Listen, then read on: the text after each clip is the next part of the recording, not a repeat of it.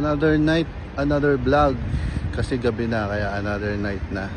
Andito tayo ngayon sa Albarcia 1. So sabi ko sa inyo, i-cover ko tong makita nyo ng gabi tong B1 Mall.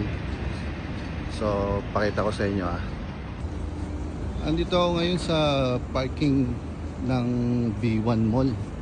So makita nyo naman kahit yung mga paligid dito, may mga ilaw-ilaw pa yung parking. Ganda siya talaga. Yung decoration. Ito yung Grand Juice. Meron pa dito ATM machine sa labas ng parking. This Tim Horton. Ganito siya kaganda sa gabi. Talagang pangmalupitan siya. Dito yung electric car. Pwede siya mag-charge dito, electric car. Yan. Tapos Alpuad Exchange. Pwede ka magpadala ng remittance. Tapos dito naman yung Bonji Lodge Cafe. Ito yung mga Arabic na pwede ka magsisha. Ito yung style nila ng pag-smoke. Shisha yung tawag nila sa loob. Pwede ka rin magsisha. Kasi may tambayan pa dyan. Pwede ka tumambay. Andito ulit tayo ngayon sa harap. Ito yung Bonji Cafe. Tapos yun yung Tim Hortons.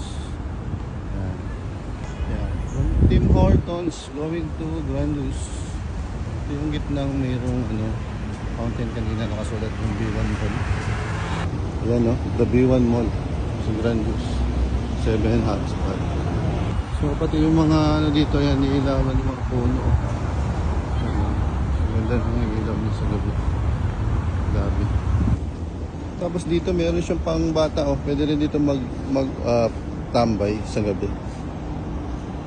Meron dito fountain, walang ilaw kalungkot niya tingnan. Puta, pinakamalungkot na fountain ko na nakita ko. Ito, coffee and roses kape ka na, may roses ka pa. So ito na yung dulo, yung Applebee's. Ito, meron ditong bilog, di ko alam kung anong, ba't hinarangan to dito, may ilaw. Di ko alam kung ano to. May kahumpa. So ito na yung dulo. So yun, hanggang dito na lang yung vlog natin. Sa susunod na vlog, pupunta naman tayo na medyo malayo sa bahay ko. Yung medyo interesting. Dito kasi katabi lang, kaya from my bahay papalayo ang gagawin natin. Sana makover ko itong buong Dubai or makover ko yung buong United Arab Emirates para makita niyo yung ano yung meron dito. See you from my for my next vlog. Bye. Peace out.